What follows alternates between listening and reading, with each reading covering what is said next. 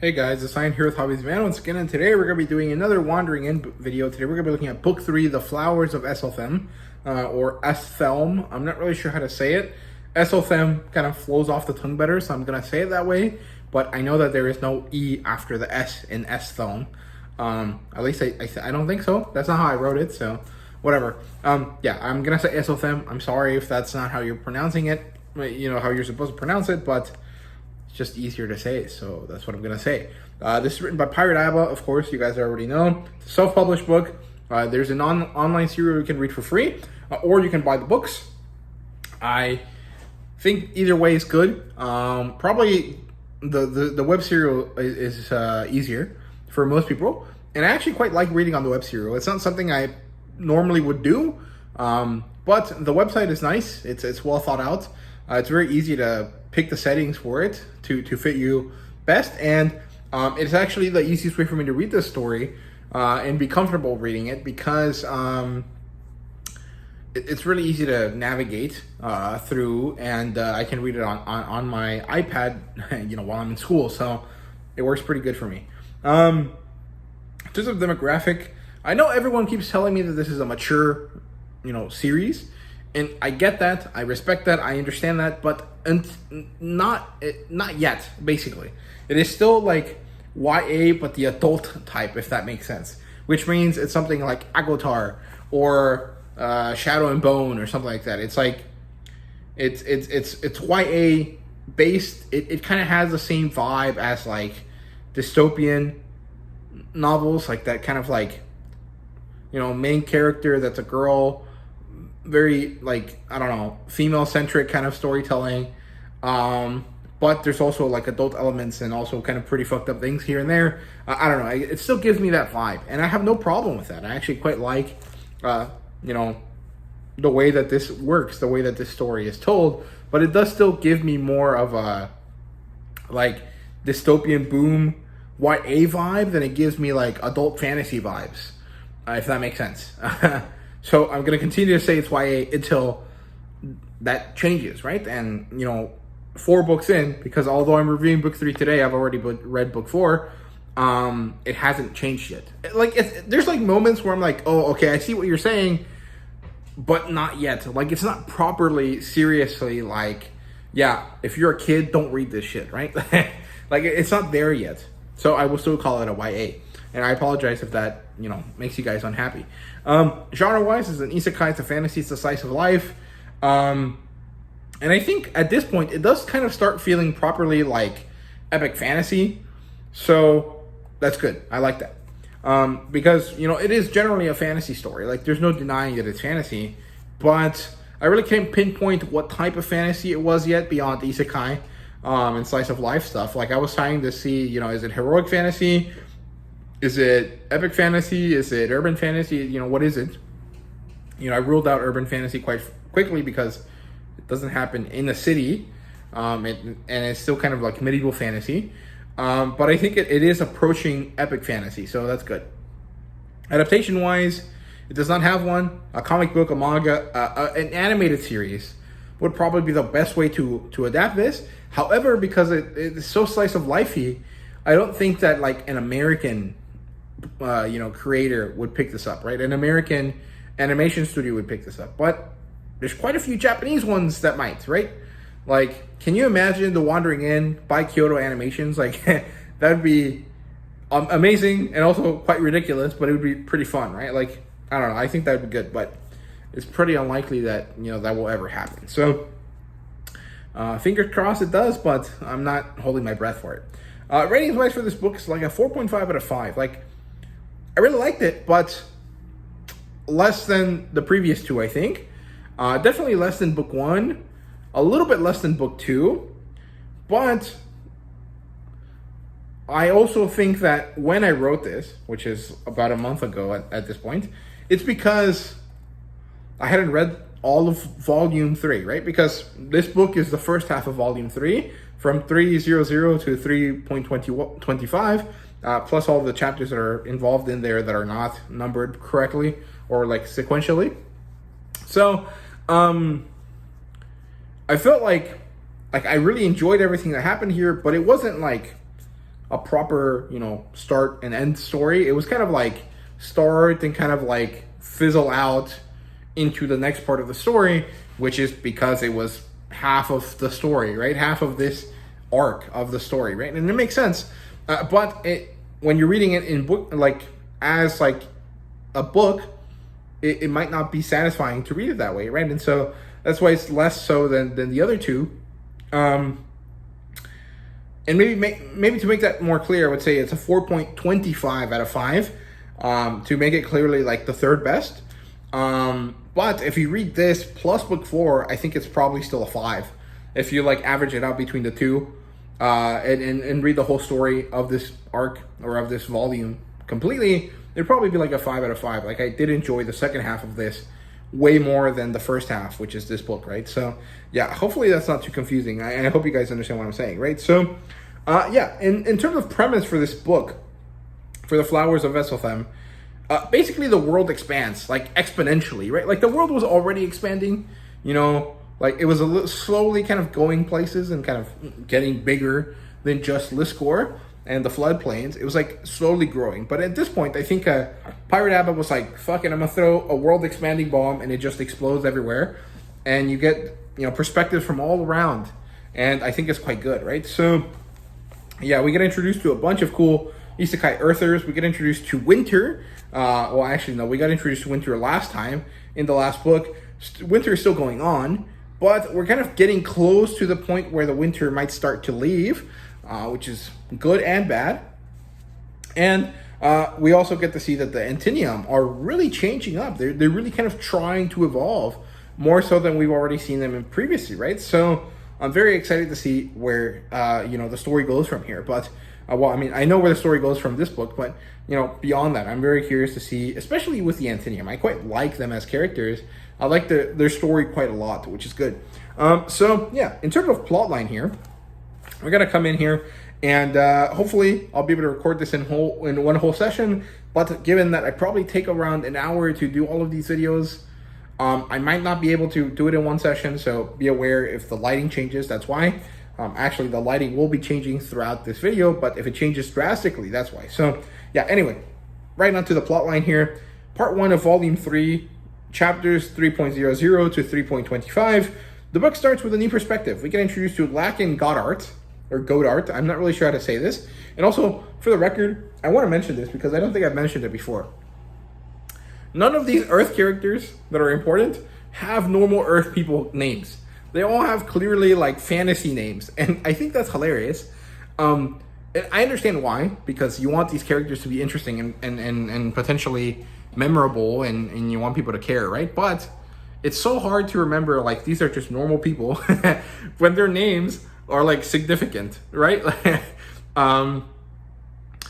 But I quite like Laken. I think he's an interesting perspective, but I just always find it funny that all of these characters are supposed to be normal kids, normal people, and then they have like fucking protagonist names, right? Like Aaron itself is not necessarily a very special name, but Aaron Solstice is like very clearly like, oh, she is important. Like there's something meaningful about her name. Her name refers to like a change or like an important element, right? And Ryoka Griffin, like Ryoka might not be a particularly crazy name, but Griffin is like a magical beast. So there's like something meaningful there, right?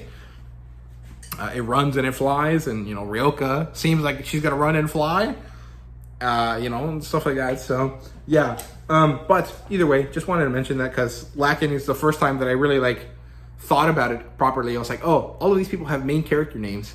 And I wasn't sure why. I was like thinking that there was something weird about them, right? So yeah, and it turns out that this guy is blind. Now I don't really know where this guy is from. I thought he was American, but I think he's German or like from Europe and somewhere.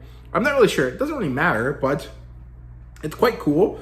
And he is found by this woman called Doreen, and Doreen is a half troll, and this is a really contentious and kind of important part of her character, and also very important to the way that the relationship develops, because Doreen is basically starved for positive interactions in her life that aren't transactional, and Laken happens to make sure that this works for her, and they start living together They also fall in love within the 20 days that Laken has spent with her.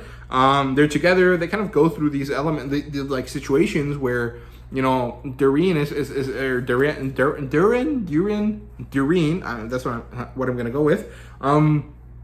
Is clearly facing prejudice and discrimination and racism from her fellows in their village, River Farm, and it's interesting because on one hand they really need her because her half non-human element, her half monster vibe is of course quite useful to them in a little village because she's immensely strong, she's large, she's able to deal with, you know, monsters quite effectively, but also because the humans are so prejudiced, they have a hard time interacting with her properly as like person to person. And so this causes Doreen to kind of live at the edge of the village. This causes her to have like a poor interaction with them, and this kind of tugs at Laken's heartstrings, right? And this is quite meaningful because it helps them develop their relationship quite a lot. And I really love these characters for two reasons. One, well, Doreen is like Hagrid, and I love that. I think that's good.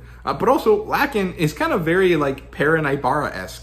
And this isn't necessarily abundantly clear now, but it comes clear later in the book and also kind of later in the volume of this story. And I love both Hagrid and Perrin Ibarra. They're two of my favorite characters in their respective series. And having these characters interact here like this is quite beautiful. And I really enjoy the perspective here. I was initially disappointed when reading this, right? I was like, fuck, there's not going to be Eren and Ryoka chapters until much later in the book. But then I was pleasantly surprised. I quite like this perspective quite a bit. So I was very happy to read it. Let's see. He becomes an emperor by sheer will. And I think that that's really, really cool. And also kind of juxtaposes very nicely with Lionette, which we'll talk about later. But I really like how Laken becomes an emperor and grows as an emperor basically through sheer willpower, compared to like the way Lionette exists as a princess or as a royal or whatever she's supposed to be, kind of very stagnantly, right? So I think that that's interesting. I liked it a lot. And the way that he becomes an emperor is by remembering this American dude, which I've never heard about, but it's a really fun, cool, like fun fact thing, who lived, I think, in California. And one day he was like, I am an emperor. And so he started acting like one. And then so people started treating him like one. And it is kind of like this like power of suggestion, or power of manifestation, or power of how you carry yourself, right? That I really enjoyed. I think that this part of the story was quite enjoyable. I liked it a lot.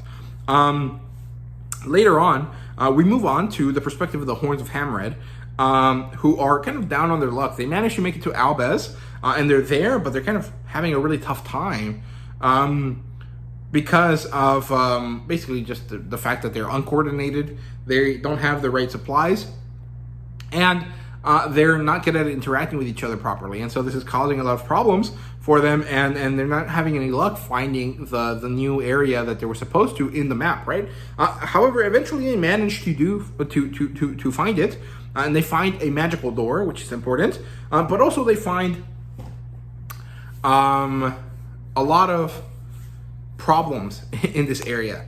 They have to fight against crullers, which I'm not really sure what they are. It reminds me of like scroot-ended newts or whatever, like the monsters from Book 4 in Harry Potter, but also kind of like these like just Eldritch horror crap things, which is cool.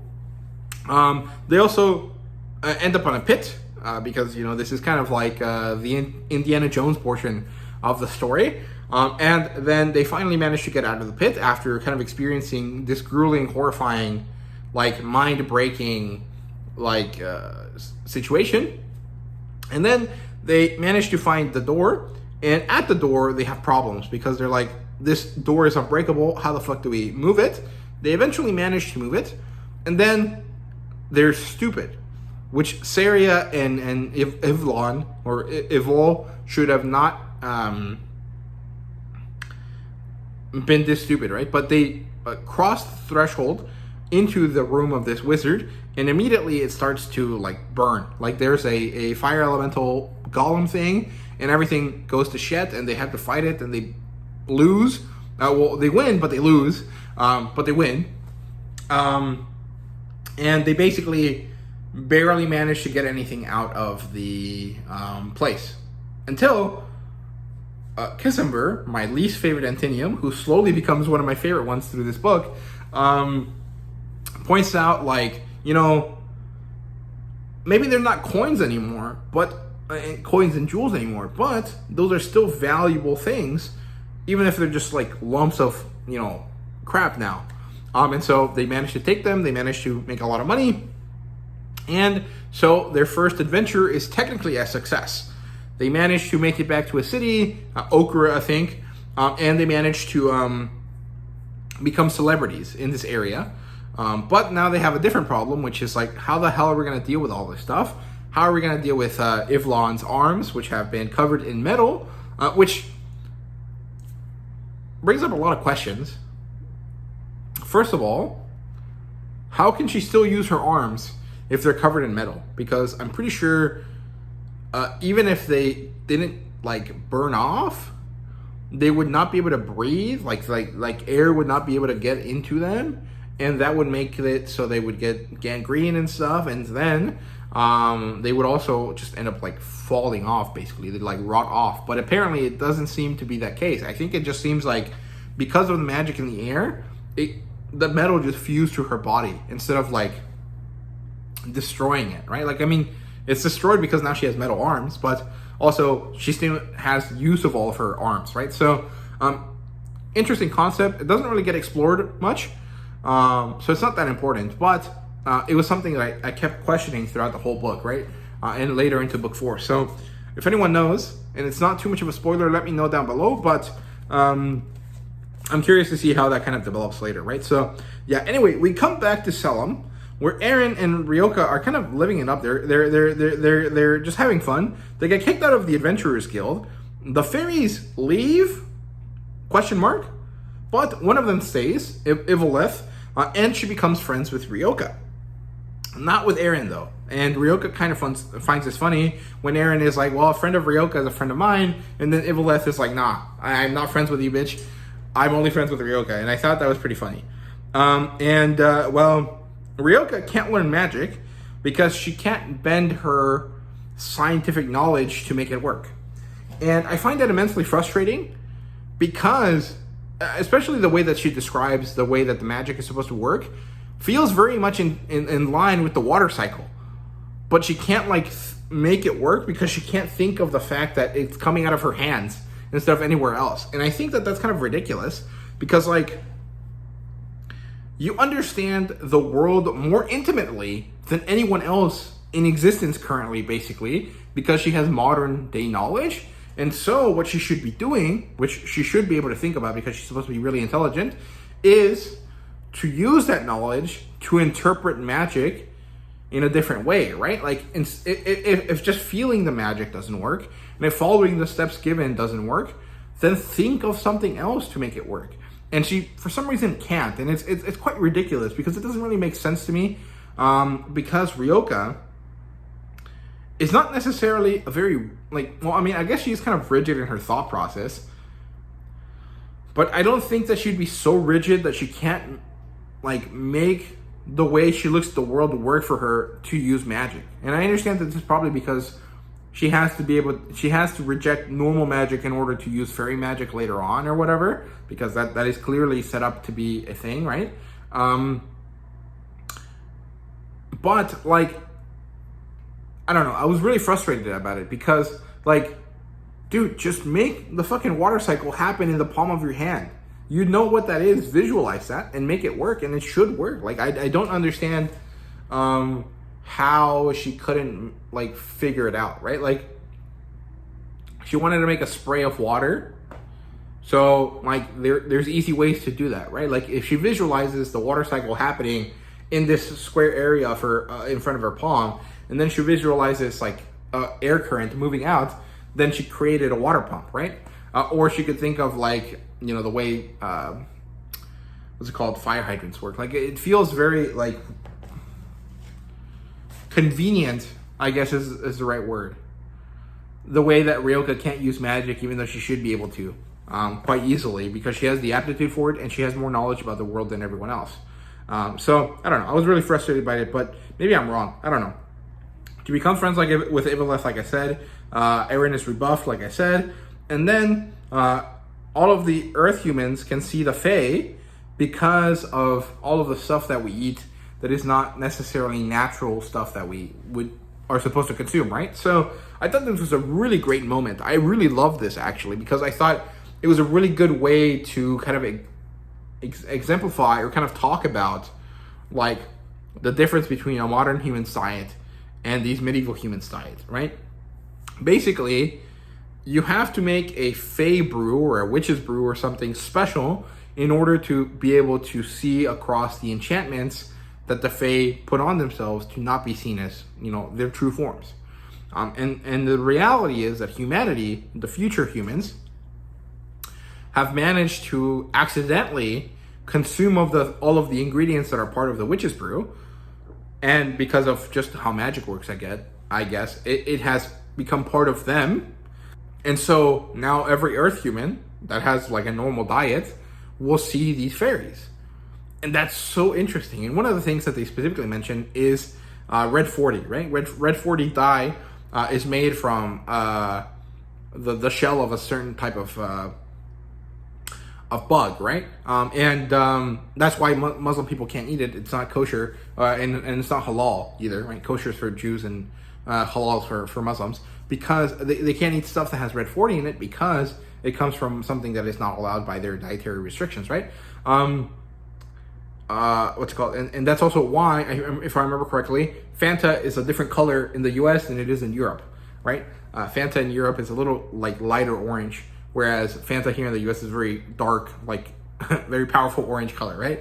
And I thought that was phenomenal. I really enjoyed that. That was a really great bit of world building that ties into like a little known fact and like a little like weird thing about humans on Earth, which I think is great. I really love that. I thought that was phenomenal. And I also really enjoyed how Ryoka kind of messes with Ibeleth by kind of just asking her about the stuff that happens in it to try to get it out of her, and then Ibeleth being like, I can't tell you that because it's not allowed, but also like Ryoka just kind of knowing that she has consumed all of the ingredients and just kind of naming a bunch of random ones in order to kind of mess with Ibeleth. So I really enjoyed that. I thought that was a great moment for these characters there. So I like that.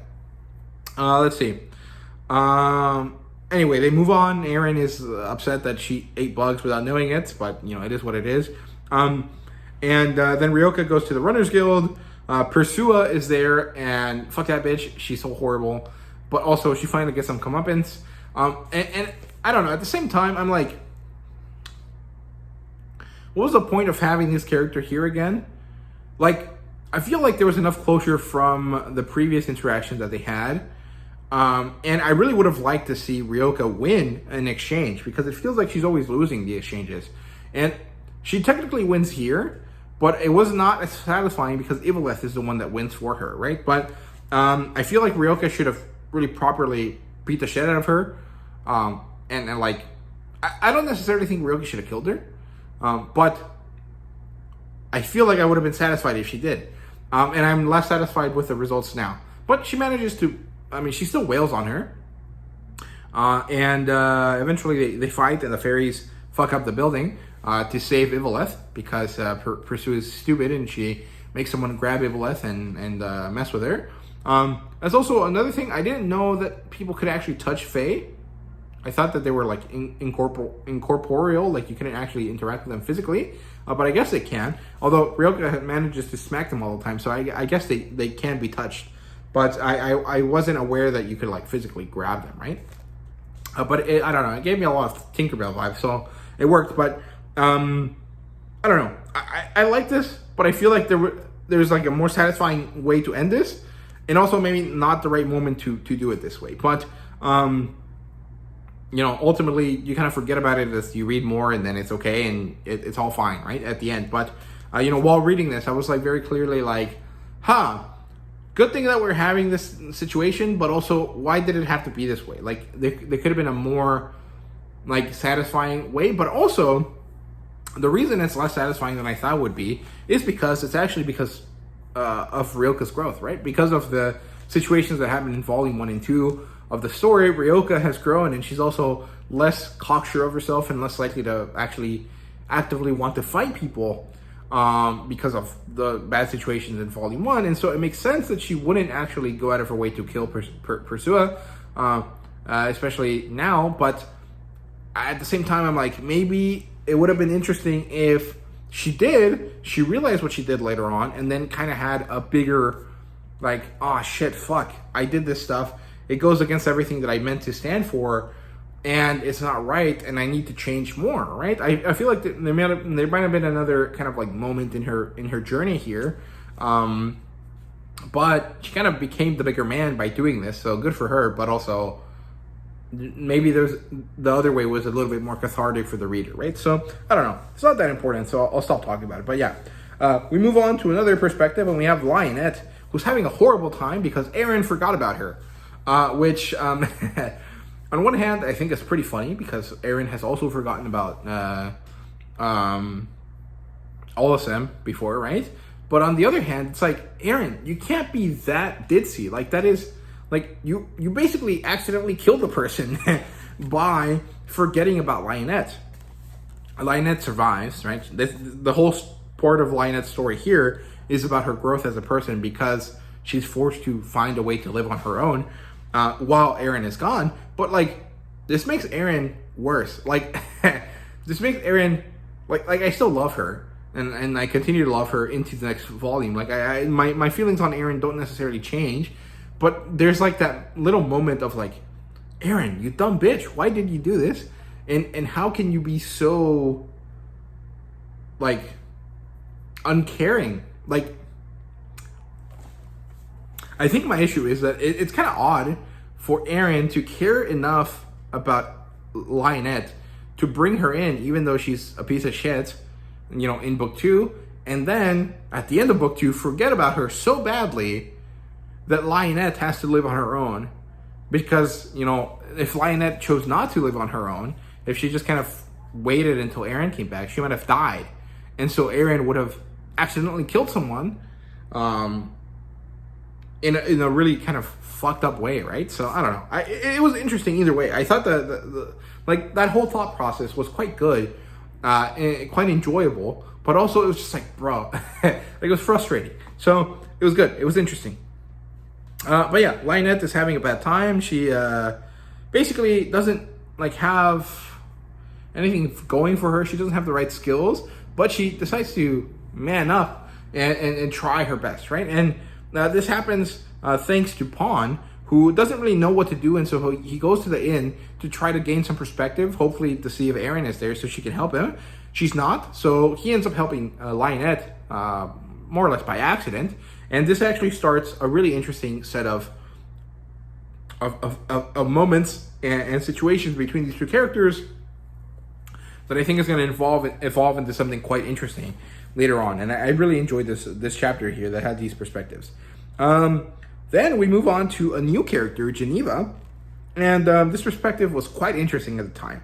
So Geneva, again, another main character name, I can't remember her last name, is a doctor student, and people are dying because of her, because she has bad tools, and because there's nothing good here, right? And then we kind of flash back to her origin when she arrives on the in-world, where she kind of joins a mercenary company because there's nothing else to do, because she ended up on Baleros, which is America in general kind of equivalent, with a lot of jungle, so it's more like South America, and centaurs and, you know, crazy jungles and a lot of cool stuff. There should have been some cat people in there, you know, some leopard people. I think would have been pretty cool, you know, because the centaurs, you can kind of argue, are like Native American equivalents, right?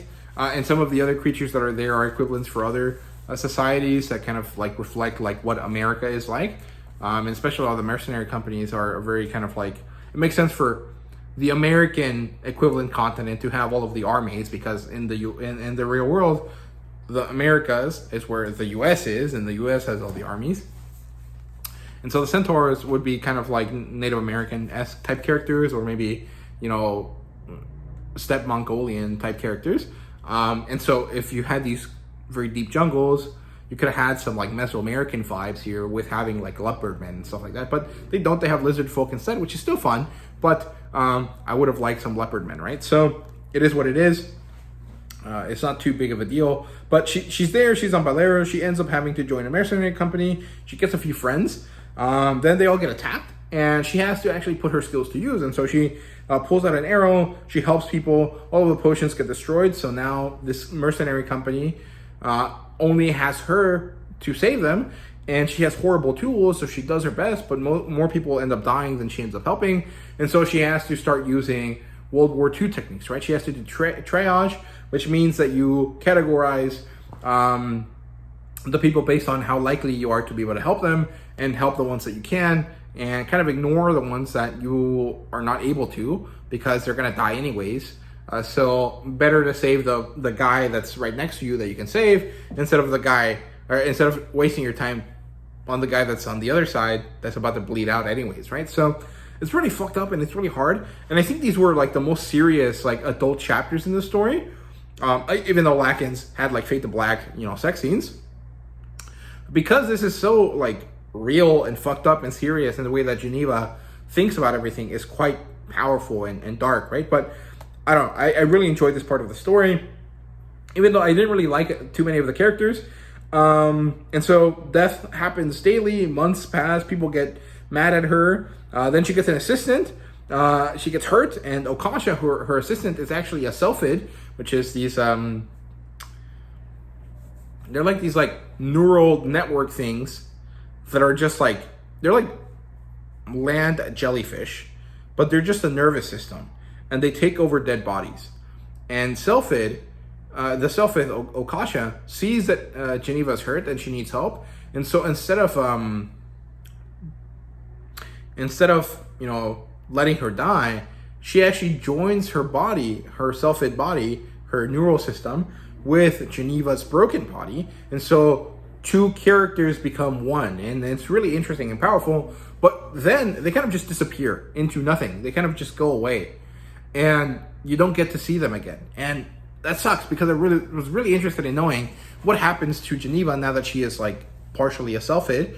And also like, what the fuck is gonna happen to her? Like, is she okay? Is she like accepting of what happened? Like, what the fuck? I really want to know what this character is up to.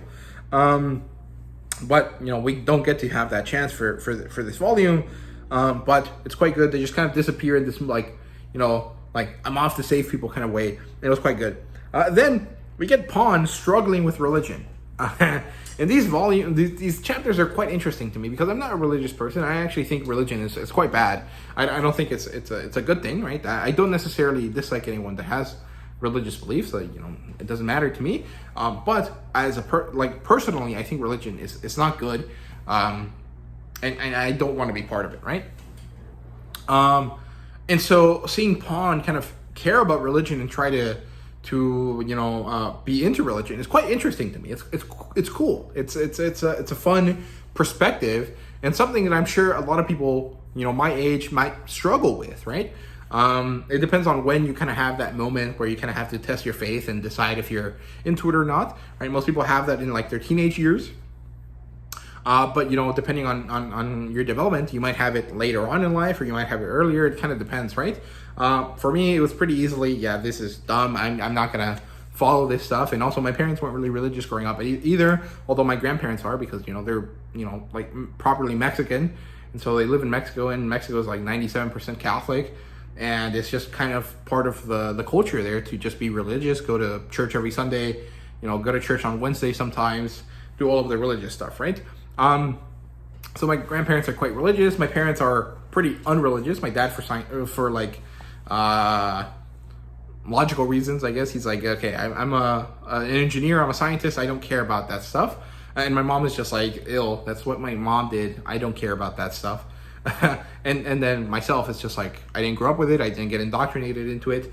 And so I don't like it, right? But I'm deeply interested in the concept of religion. I think it's quite interesting and cool. And really seeing Pawn go through it is very good. I like it a lot. I think these are really good chapters, which is quite interesting, because if you're reading like a fantasy story, you would probably think that the chapters about religion are kind of boring. But no, I'm very riveted by what Pawn goes through while he's kind of learning about himself and his religious affiliation. I quite like it. I think it's very, very good. So, hats off to pirateaba for that, because it works really nicely.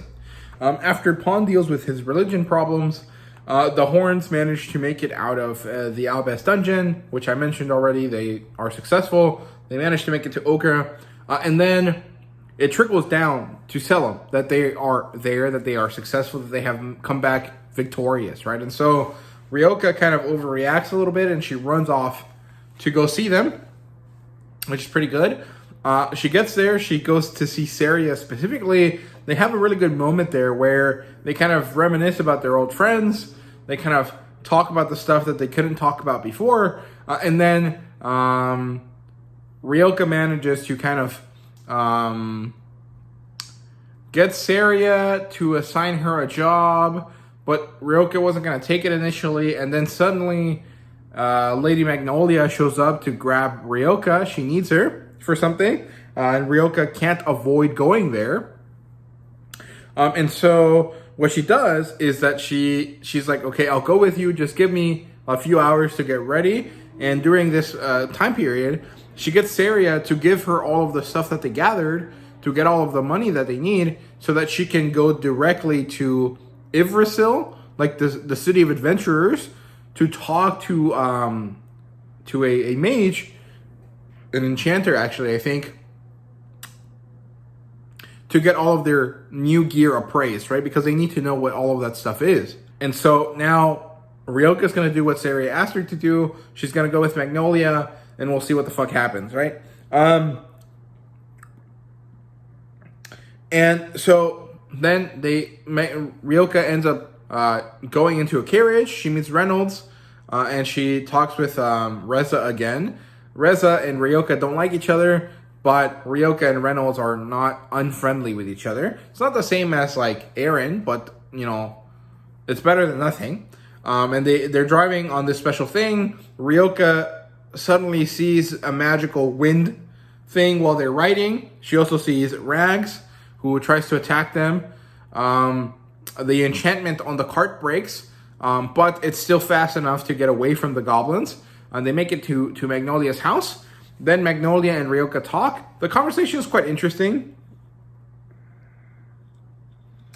It's pretty intriguing and pretty tension filled. So you're excited to see what's going on, right? But it all kind of gets interrupted by this attack that they launch on Magnolia's house.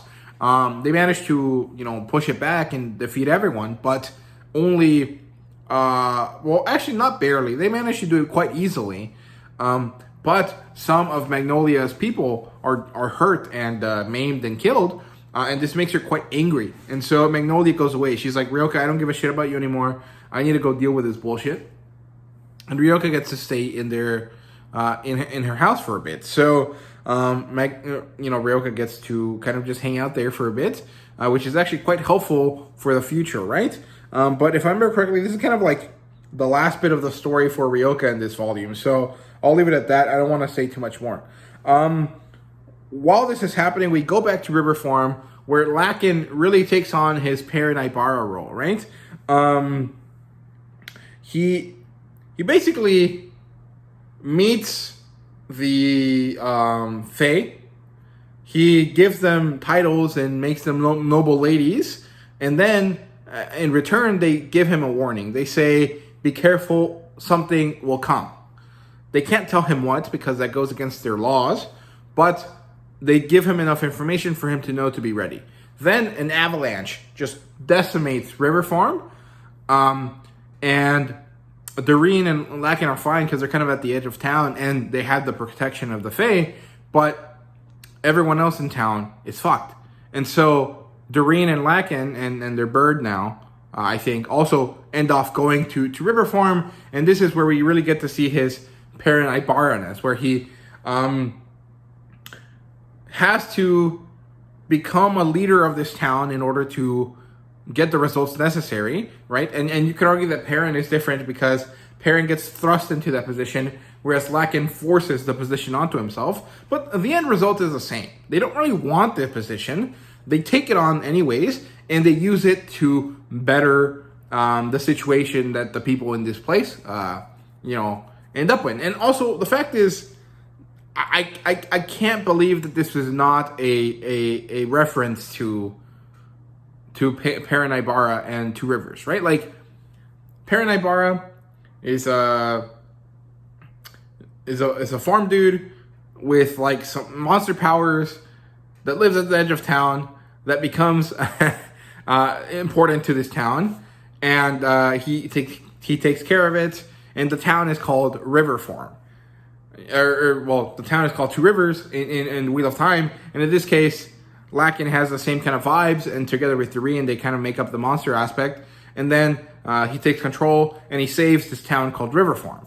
River Farm, Two Rivers, same kind of vibe, even if it's not exactly the same. And I really like this. I think it's great. Maybe I'm doing a little bit of a reach. That's fine. But it really did give me a lot of, Wheel of Time Book 5 vibes. And that's my favorite book. My favorite storyline is Paranaibara's storyline. And so I really love everything they did here. So I like it. I think it's good. And it's actually pretty interesting how this happens, because he basically has to... So because of his Emperor ability, he basically has imminent knowledge, or immediate. No, imminent is not the right word. Immediate isn't either. He has intimate knowledge of everything around him in his area that he claims as his own territory, right? But River Farm is technically not in his territory. So he has to force the wife of the leader of the village to cede him control. And I think she finds her husband, who then tells him, yes, I cede River Farms to you. We are your subjects. And now he has, a shit ton of pings going off everywhere where he finds every person, right? And sometimes they're dead and sometimes they're alive. Most of the time they're alive. And so he manages to save them with his interesting, daredevil echolocation powers. And he also gains like a specific character that follows him, right? In Paranaibara's case, I can't remember the name of the character that always follows him. I guess you could kind of say that Aram kind of is that character. But I don't remember the name of the character that follows Laken around after this. But I mean, it doesn't really matter. The point is that he gains a second second follower who kind of owes his life to Laken. And so, there's more parallels to Paranaibara. But in general, I thought that this part of the story was really good because it was quite harrowing.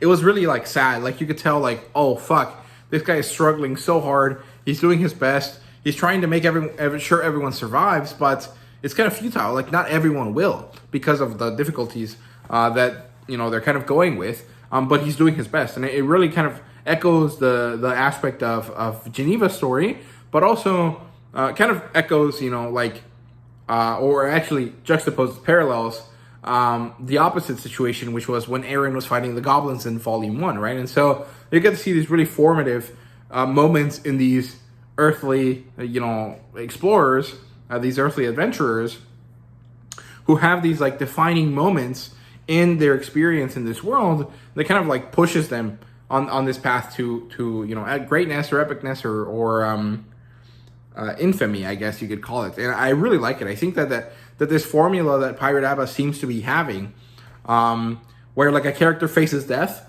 and then overcomes it in some way, it is very powerful. And the fact that it repeats so much across all of these different earthly characters is quite cool. I like it.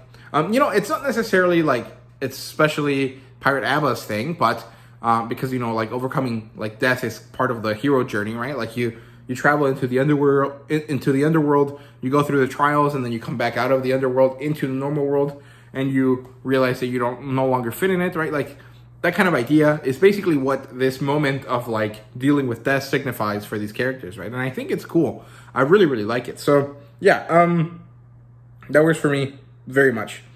Then Eren kind of has a little side quest here, and I actually really enjoy this because at this point I was getting I was itching for Eren's perspective, right? We really didn't get to see it much, and this was very classically like, the wandering in,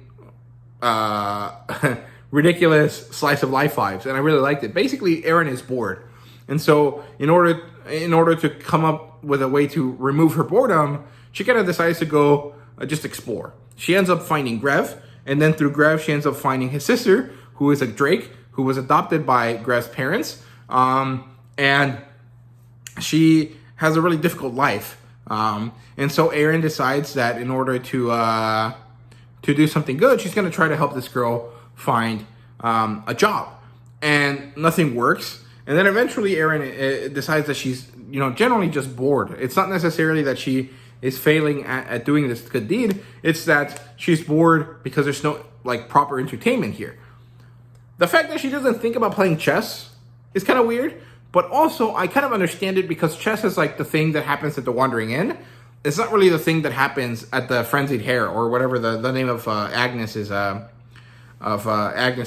is called, right? Or is. And so she ends up trying to get people to put on a play. And this happens to start with Romeo and Juliet, which, fair. Everyone starts with Romeo and Juliet here in the United States, I guess. I think that is the first play that you kind of look at in when you get into middle school, right? So it makes sense. I remember in middle school when I watched it, or when we had to do that kind of a part of the story, my teacher was like, yeah, we're not going to recite it because that's stupid and boring and you guys don't care. We're going to watch the Leonardo DiCaprio movie instead, and then we're going to discuss the story and kind of compare some of the passages from the movie with, the actual story, right? And so it's quite interesting, quite cool. And I thought that was a really fun way of doing it. I've not really read too much Shakespeare myself. I like Macbeth quite a bit. But I don't really care too much about the other ones. But it's really interesting that Aaron does this. It's quite fun. It's really enjoyable. It's also really ridiculous, but it works to alleviate a lot of the the downerness of this part of the story. So I'm very happy about it. It came at the right time when I was kind of getting itchy for Aaron's perspective again. It was really, really well done. I think pirateaba did a great job with the pacing here of giving you all of these cool, interesting kind of characters, but then knowing just the right moment to bring back, the character that, I would argue most people like most, right? Which is Aaron. So good stuff. I commend them a lot for that. So yeah, then we get to see Torrent's story, and this is kind of the important part of the book, more or less. I mean, I would say that Laken's introduction is probably the most important part of this book, but in terms of the immediate storyline that follows, the stuff that's relevant to Aaron, ish, right? And relevant to the conflict that Rags is part of. This is probably the most relevant part because it's not necessarily about Torrent being the main character. It's the stuff that comes around because of Thorin's perspective, right? So he's free. He's unsure about what to do. And so he decides to just go off and kill things and eventually makes his way to Esthelm. And then we get introduced to this Flores character. We don't get her name ever. It's kind of part of the aspect of this character, right? That she lost her humanity, so she can't tell you her name, so you never get to learn it. But she lost her humanity because when Esthelm was attacked, she got lost, she got hungry, she didn't know what to do, and eventually she got so hungry that she decided to eat dead humans. And this happened to activate a curse, right? And so this is basically, she turns into Wendigo. Is essentially what happens. She becomes a hunger fiend or an eater or something. I can't remember what it's called, but it's a special class. And this is when you see curses or something. I'm not really sure what to call it. It's generally speaking, people kind of progress upwards, right? With white text or, whatever normal color text. And then when she becomes a Wendigo, which technically it's not what it's called, but, that is exactly what it is, right? Her text is red. And it's backwards, it's opposite. It curses her. It removes her abilities from her normal classes, and it increases her bad class. So it's kind of interesting. I'm not really sure what concept in gaming this is, but it's very good. I really enjoyed this. It was very unexpected, and I really enjoyed the perspective of this character as we went through it. Right. So yeah. We also get introduced to Elos, Ivlan's brother, who happens to be a gold rank adventurer, who fights Torin, and Torin gets beat, but not killed. And so Torin retreats. He goes away, and he learns that he can control the undead because he's gotten high enough. So he basically becomes like a lich, I think is how you say it, by himself, which is quite cool. He's still a warrior, but he has like, summons basically. And so he hides and he learns. He starts to use this to his advantage, and this is problematic, right? He also starts fighting against the black armored goblins here, and then we also get introduced to the Red Fang warriors. There's initially 12 of them, I think, but by the end of their story, only 5 of them survive, and each of them has a special name. They're not like names; they're goblin nicknames, which is not the same thing. We learn about that later, but these characters are important, so watch out for them. They're ridiculous, and you kind of don't understand what the hell the point of it is at first, but then eventually it's like, oh, okay, I get it. And so death is all around, right, in this part of the story. And then the Wendigos and the Wendigo and the Red Fangs meet, and the Red Fangs and the Wendigo bond over the fact that they're both monsters, but they're both also, human or have culture or are not mindless, whatever you want to call it. I don't know what the proper terminology is that doesn't imply like us humans, right? They have sentience, but it's not just sentience, because quite a few creatures have sentience, right? But it's about like consciousness, I guess. But consciousness also isn't really the right word. So I'll just say humanity, right? Even though technically goblins would never have humanity. They would have goblinity, right? The ability to transcend their basic needs and have like their consciousness and their emotions combined into this kind of singularity of thought, right? Which is what we call humanity. I'll apply it to them because there is no other word. But they bond over this fact. They are sad about it. And then there's a big battle. The humans retake Esthelm. Thorin fights in this. He kind of gets beat and goes away. The Red Fangs fight in this. The Wendigo fights in this. And then the Wendigo dies as well. And they mourn her. The Red Fang warriors mourn her. And flowers bloom from her death, which is where the title comes from. However, that was kind of a little bit of a spoiler because it doesn't happen until a few chapters into the second part of this volume, which is book 4. And that's actually a point of contention I have with this book. The book title, Flowers of Esthelm, doesn't really matter much to anything that happens here. Like, I understand why the name is there, but I think that the fact that the chapter that has the flowers happening isn't until later.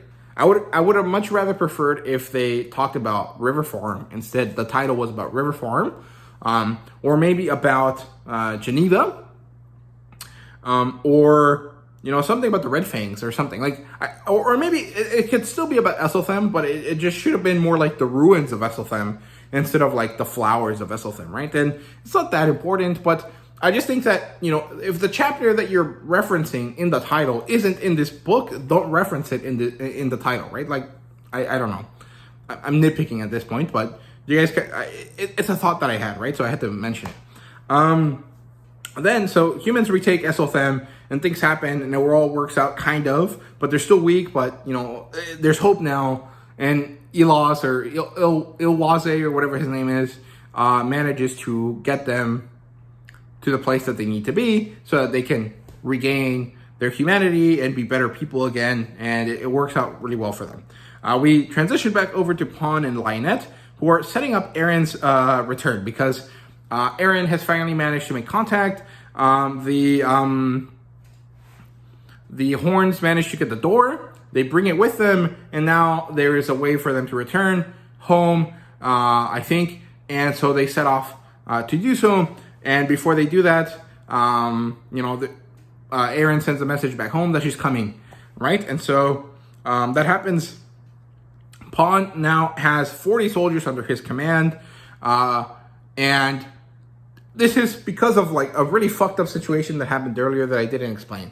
So basically, Pawn is a religious figure within the Antinium who are vehemently, diametrically opposed to gods, right? Because of the sleeping god in rear, which they escaped from, right? And so godhood and things that relate to gods are, bad things to talk about, and Caleb or Calabacal or whatever you want to call him doesn't like it. However, Pawn disregards him and goes and talks to the soldiers, because he's talked to the workers, but the workers are kind of like boring to him now, because most of them, the ones that don't have individuality, are unintriguing or uninteresting, right? But the soldiers, just by virtue of being a different class of person than Pawn, seem interesting to him, and so he goes and talks to them. And while they're eating, he tells them about the history of God, and he tells them about the heaven and the Bible and all of these ideas. And the thing that really struck them is that heaven is a place that is better than reality, than what they live now. And in order to get there, they have to die, right? And so they hyper focus on that, and so they start killing each other to help each other get to heaven. But this is not the right way, right? And so Pawn has to try to stop them, because they all went crazy and started killing each other. And then from this, he realizes, oh, I did something horrible. I don't know how to fix this. But Calabalako doesn't give a shit. He's like, okay, well, you fucked them up, so now they're yours. We got to see if you can make them individuals. So go forth and do shit with these 40 soldiers that are under your command, right? And so, well, he's struggling with this. He has difficulty with this because the soldiers can't talk. There's no way for them to be to express their individuality, even if they have it, right? And so he's kind of struggling with this. Eventually, Pawn and Lionette become friends through the fact that Pawn decides to take them out to see the real world, to see above their hive, to see if that helps them awaken to their individuality. And by becoming friends, and the fact that Pawn is, someone that is willing to move across the city where he is seen, he manages to get an apology from Lionette to Krisha, kind of helps move the needle a little bit in Lionette's favor. And then later on, this is actually quite meaningful and quite good for them. But later on, kind of unconnected to this, Mirsha actually is the one that helps the soldiers become individuals, because she plays with paint and accidentally paints the soldiers, right? Some of them, or one of them actually, one that got hurt and that was resting at the Wandering Inn. And so this soldier, who can't speak, now has a way to distinguish himself from all of the other soldiers, right? And so now he is individual. And so all of the other soldiers paint themselves too. And I love this. I think this is amazing. This is beautiful. I love this part of the story. It was so wonderful to see like a child, just by virtue of being a child, help solve this like immensely like sad and difficult problem that Pawn is facing, that he has like no clue how to fix, right? And I don't know, something about the way that pirateaba just kind of writes these things, they're just so wonderful, right? Like if Aaron was there, I feel like this would have been an immortal moment, right? Like the moment where these characters finally realize that they are able to be different, that they are able to be themselves.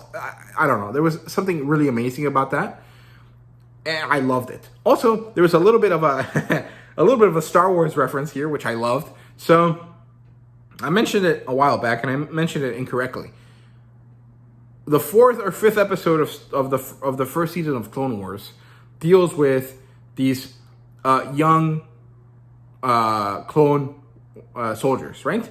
And they're at this the Rishi station off in the middle of fucking nowhere, and Captain Rex and Captain Cody show up to kind of do an inspection.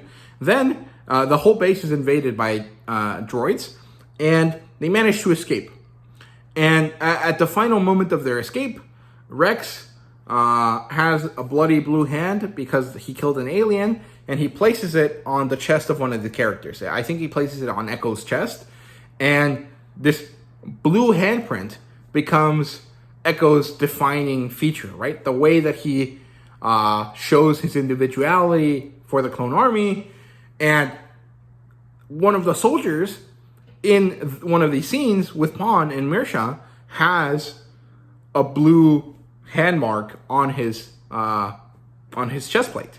And that is a wonderful, awesome little like reference to Star Wars. And I love it. I think it's so great. I think it's wonderful. As something that episode specifically, and then that first season of Clone Wars is immensely special to me. I have like these vividly clear memories of watching this with my dad when we were kids, when we lived in my old house.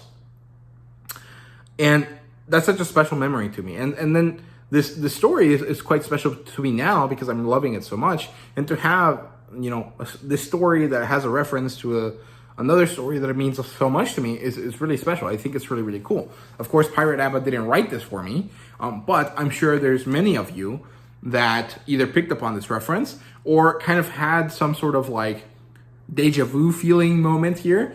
And it really works because, the clone soldiers, the Clone Wars characters also struggle with this, right? And even in the first episode, they're like, they tell Yoda, we're all the same. There is nothing special about us. And Yoda is like, no, you all are different, even if you can't tell it apart, even if you can't tell yourselves, right? And so this is like the same concept, and it's wonderful. I love that. I think it's, chef's kiss, phenomenal. And well, that's basically kind of the ending here. Aaron and the Horns head back home, and the Antinium delegation arrives.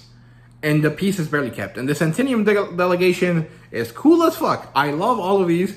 They're so interesting. And some of them actually remind me of like Geonosian characters. So I'm, very Star Warsy here at the ending. And I love it. I think it's really, really fun.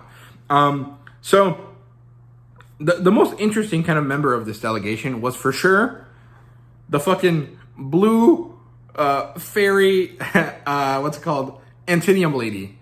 CERN or something, XRN. I love her. I don't know anything about her at this point. When I wrote this, I didn't know anything about her, but I fucking love her. She's great. So, yeah, that's it for the plot line here. This maybe is less than last time. I don't remember.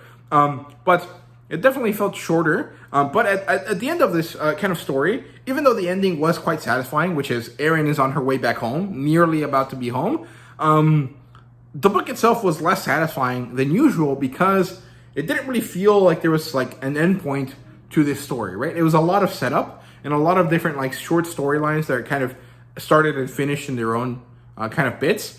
Although technically this does end the story of Aaron and Torin going away, right? So this kind of does have a start and an ending, where the start and the ending is, midway through volume 2.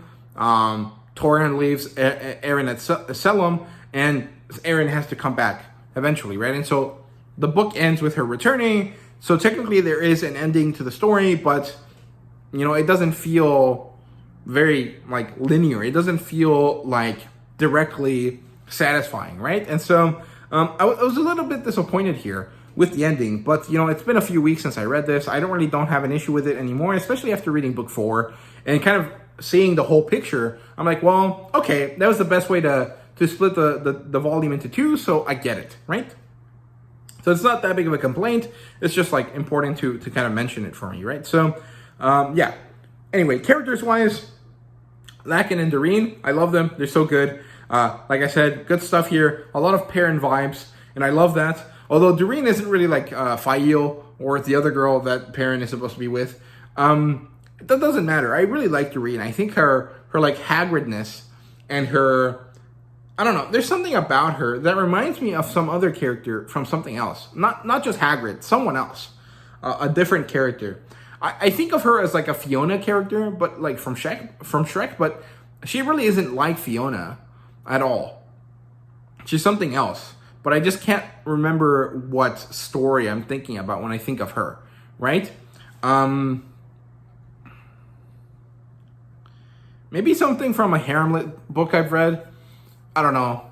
I can't think of anything. But, if you guys know any other characters that remind you of Doreen, let me know that in the comments, because I would really like to figure out what she reminds me of. But I just can't remember at this point. So yeah, we get introduced to Eveleth the Fae. She's really fun. She's kind of this like crazy Tinkerbell character, and I love that. I think it's really, really fun. I also like that they have these weird, like, almost like Scottishness to them. Like the way that the Fae speak and Eveleth curses is really like fun. Like, I don't know, I just imagine like this little like, you know, like McGonagall voice coming out of her, right? Like this like thick Scottish brogue and these really ridiculous, like insane curse words just coming out of her mouth. And it's really fun. I like this character quite a bit. And the interaction she has with Ryoka, where Ryoka's like, I want to be your friend, and Eveleth isn't sure how to respond, is quite good. I really enjoy when Ryoka manages to surprise Eveleth, to do something different from Eveleth. From what Eveleth expects. I really love those moments. They're quite good. Geneva's introduction was phenomenal. I really loved this part of the story. I'm not necessarily a big fan of like mercenary company stories or anything like that. Like I wasn't all that interested in that, but that kind of like Diana Gabaldon, like beginning of Outlander kind of like moment that Geneva has, it was really good, right? Because in Outlander, if you guys have never seen the show or read the books, basically the main character, Claire, is kind of stuck in a similar situation, right? Where she's like, fuck, I'm in the past, I don't have the right tools, but everyone around me is dying. How the fuck do I save these people? And she struggles a lot, and sometimes people die, and she doesn't have like a good way to deal with that. And Geneva is a very similar character. I quite like that. I think it's very, very cool. So I like it. The last moment that she has is really, really fucked up, and I'm very curious to see where she goes. She didn't show up in book 4, and from the few chapters I've read in book 5, she doesn't show up there either, so I'm very curious when she comes back. I really hope she does. Pawn's situation is crazy. It's really fun. It's really interesting. I love it. I also really love Lionette's character development.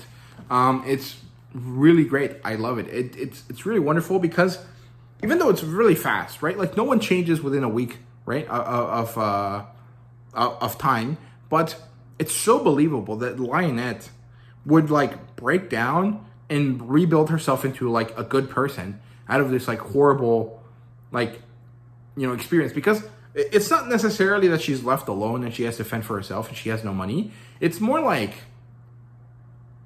she finally has time to think about all the shit that's gone on in her life that she caused herself. And she realizes, fuck, all of this is horrifying. And I made it worse for myself and everyone around me by being a piece of shit. Like, I need to change. And it's really wonderful. I love it. I think it's really, really great. Octavia is really funny. I really enjoy her interactions with Aaron because it's like two psycho characters meeting, and then one of them turns out to be crazier than the other one. And in this case, Aaron is crazier than Octavia, and Octavia just can't handle it. She's like, fuck, what am I going to do with this crazy person that's always in my house? So it's really fun. Jazzy is the one Drake that lives in Esthelm. She becomes an actress. Wesley is the mustache guard that meets Aaron initially, and he becomes interested in Jazzy. Like, there's kind of like this romantic subplot that doesn't really go anywhere in this book between Jazzy and Wesley because of the of all of the acting that they have to do, like how good they do it. And Graf, of course, is just fun. It's always funny when he's scared as fuck of Aaron because he's like, oh, she's gonna beat the fuck out of me. I gotta be on my best behavior around her. That's really fun stuff. And when it comes to the Anthenium, we get introduced to Tursk, who is basically a tank Anthenium. He's an armored Anthenium, and not only does he have like the body of a soldier plus hands, he also has proper steel armor on top of himself. So I can't remember what it was. Was it Kubo, or was it like a samurai beetle board game that has these characters that are like these beetle people and they have armor on top of themselves, right? And I really hope that his armor is like samurai armor, because like that just works for ant people, for like, you know, insect people. Like that just, it would work really well. It would be a really nice Kamen Rider reference. So I don't know. I hope that that's how it looks, but I'm not really sure. We got to meet Pivr, P-I-V-R, Pivr, who is a really annoying little flying Anthenium, and I fucking hate that guy. XRN Zern, she is a Pixie Fairy Anthenium character. Well, actually, she's just like a mage, right? Or whatever the Anthenium call magic users. And she's quite good. And we get a mention of Cognita. And Cognita, or Cognita, is basically a magical AI character. She's a very special golem, right? And she runs Wistrom. But it's not really all that relevant here. She's kind of mentioned in passing, but not it's not too important. So overall, all the characters are quite good. I really enjoy my time with all of them, except for Peter. I don't like that guy, but everything else is quite good. I'm very happy about that. In terms of world building, we get a little bit more explanation about Fey magic. Basically, it's about feeling. It's not logical, and it's very, otherworldly, which makes sense. But it's hard to teach, and Ryoka's dumb because she can't fucking make magic work, even though she has all of the tools necessary to do so. But because she's so like stubborn, she can't change her mind or mold her reality, like her perception of reality, just a tiny bit to make it work. Like, I don't know. I understand where she's coming from to an extent, right? But also, like, dude, you just have to like let go a little bit and you'll be able to use magic. Like, please fucking do it, dude. Like, there is no way that you're passing up on this opportunity because it's not logical. Dude, like, come on. You can make it work. You can come up with an interpretation of this, right? Especially because when she's learned all of the magic stuff that she's learned, it's more or less like putting an equation together, right? It's not exactly that the case, right? Because it's not just about mathematical understanding of the world. It's other stuff, right? There's like a metaphysical component, a emotional, like faith component to it, but there is a way for her to make it work, and she just is like not doing it because she doesn't like want to change her mind, basically, and it's really frustrating. We also get confirmation, more or less, that the goblins are Fey children, or like they're younger Fey creatures, which to an extent makes sense, right? Because they're kind of in the same realm. You know, they're like they're all like little buggers, right? Like annoying little magic creatures, right? And then it's not until later that they became these really like horrifying, fucked up things in popular media, right?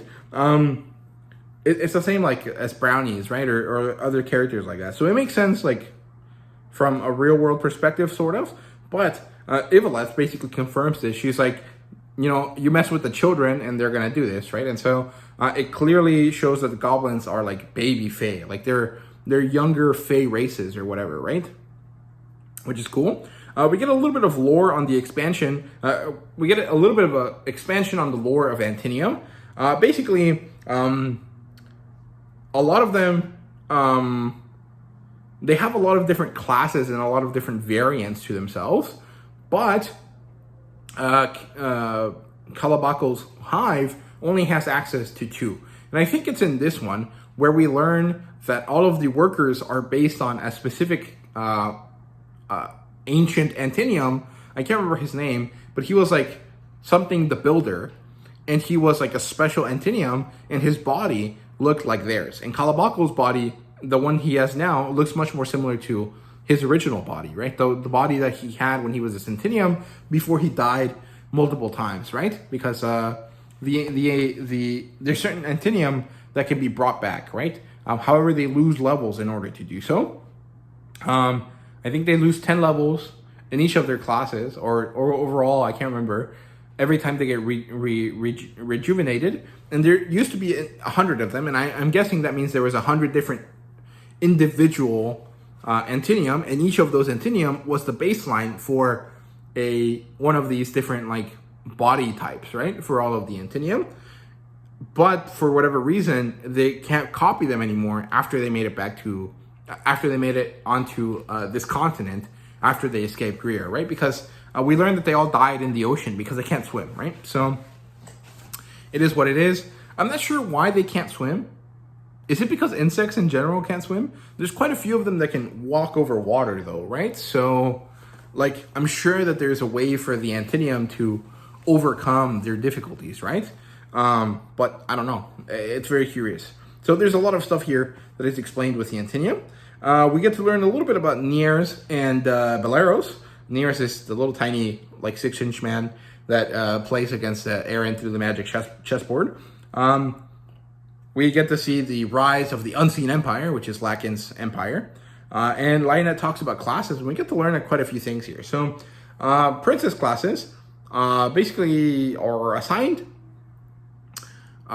basically by matching the concepts. And then there's this kind of like element that she explains that I can't really remember too much right now because there's like very specific details about her class and what her class can do. And specifically princess and other royal classes can actually assign classes to other people, which we've seen Laken do, right? He assigns Doreen the paladin class, and then she becomes a paladin. And partially, I wonder if it's because, like, the other character chooses to accept it subconsciously, or if it's just, like, part of the class of ruler just imposing their will on other people, right? Because Laken can do this, right? He can impose his will on others just by being there. He has, like, a presence to him, right? And she mentions a few other things, but I really can't remember them off the top of my head right now. But they're pretty important to how classes work from the perspective of, like, the people of this world, right? And I feel like this is important information that Ryoka should learn about later on, right? So, I don't know. We'll see. And finally, Magnolia mobilizes to try to take out the people that fucked with her, right? So, yeah. In terms of artwork and fan service, there is no artwork here, which is kind of sad. I know that eventually more artwork shows up later on, but for these couple books, there wasn't any. However, I think someone commented on one of my videos that if there's more physical editions and pirateaba comes back to redo some of the writing, that means that they'll probably end up having to redo some of the artwork. They might commission some artwork to be put into the book. I'm not really sure that that's true, though. I don't know if the first edition of the physical book actually had any art in it. I assume so because, you know, the web serial has it at the bottom of the chapters in the first volume. There was definitely artwork that was very clearly made for the series, right? And if I remember correctly, everything artwork-wise that is in the first volume is canon. That is like the official way that these things look. And then it's any artwork afterwards that is not necessarily canon, unless pirateaba specifically says this is commissioned by me, right? So we'll see. What else? Yeah, there's definitely sex mentioned in this because Doreen and Laken get it on quite often, but there is nothing shown or even implied. It's really all just fade to black, right? So, yeah. In terms of rating, like I said, a 4.5 out of 5. To define it more clearly, 4.25 out of 5. There wasn't enough Aaron, which is more or less a joke. I mean, I understand that Aaron can't be in everything, especially with the expansiveness of this. But at the same time, I really wish there was more Aaron. However, I get my wish in the next book, so I really don't have a problem with the volume overall. It's just this book specifically, this part of the story, that I'm like, well, it could have used more Aaron, although it's not entirely necessary because Laken's perspective, the Horns of Hammerhead's perspective, Pawn and Lionet's perspective, and of course Geneva's kind of a few chapters, all made up for the fact that Aaron wasn't there because all of them were interesting and exciting. And throughout this, I'm really learning to love the Antinium more because before I just liked Calabalako in general, as in conceptually, I was like, that is a cool character, right? Now with Pawn, I have more of a specific connection with the characters, and also with Kissenver interacting with the Horns of Hammerhead. There's a certain kind of like childish kind of like, or maybe like kind of like autistic vibe to the Antinium that is really endearing, right? It reminds me a little bit of Sheldon from The Big Bang Theory, which is crazy, I know, because most people probably think that character is annoying, but I actually find them to be quite endearing.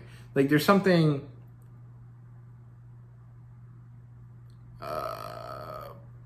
interesting or nice or like, I don't know. There's something about people like that, characters like that don't really understand but really want to try their best to do so, that is really appealing to me, right? So, yeah, I don't know. I don't know. Also, the Wendigo story, the story with the florist, was quite good. I liked it, but I don't understand what it was for. Which maybe doesn't make sense in the sense that, you know, what is this story overall for? It's for entertainment. So all of the things inside it don't necessarily have to make sense to the story, especially because this isn't necessarily a traditionally published book that is supposed to sell things, right?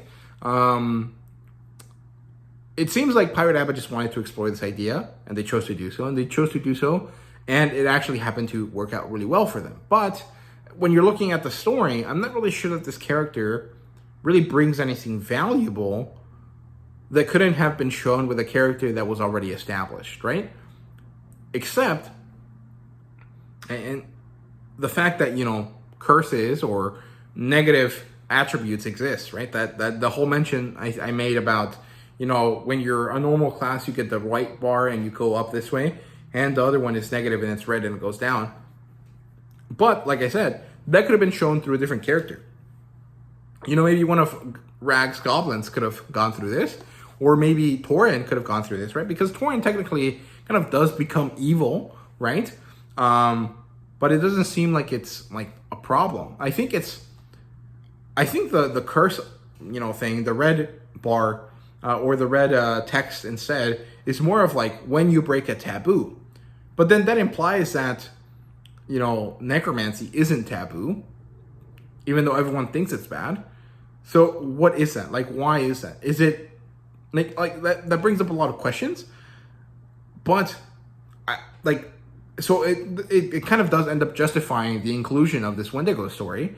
But at the same time, I'm like, well, it could have been a character that we actually knew. But then maybe the story would have been less impactful if it was a character we knew. Or maybe it could have been more. So, I don't know.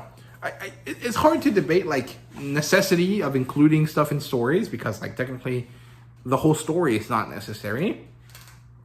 But we choose to interact with it anyways, right? And so it kind of makes the argument of necessity kind of superfluous, right? So, I don't know. It's really weird, but I don't know. Maybe it you guys understand, maybe you don't. I don't know. I'll try to come up with a better way of explaining this for the next video I do for this series, right? So, yeah, anyway, overall, really enjoy it. I really had a lot of fun with this book. It was actually kind of interesting that I took so long to read this book, and then I flew through the second one, and it's because I kind of fell out of the rhythm of things, because I was like, okay, I'll read this portion of the story, and then when it changes perspective, I'll decide what to do. And sometimes I would stop because I'm like, okay, well, I don't really want to read about this character right now, right? And so I would stop and kind of go away, and then I would come back later and be like, okay, I'll read about this character for a while, and then I would stop, and then I would go away and come back. And so, like I said before, the way that the serial is broken up is very useful to me. Because of the way that I read and the way that I have, like, weird feelings and anxieties about reading, that it's separated the way it is, because that way I can easily step away with no problems, right? So I like that, but I would have liked more Aaron too, so it is what it is. But yeah, those are all of my thoughts on this book. Well, not all of them, just all the ones that I can remember right now. So if you guys enjoyed, please leave a like, a comment, and let me know what you thought about the book down below. If you're a new reader or an old reader or whatever, just let me know down below what you think about the story. What do you think about some of the stuff I said? Hopefully I get some people commenting about Star Wars. That'd be nice. And yeah, thank you guys very much for watching. I hope you guys enjoyed, and see you guys later.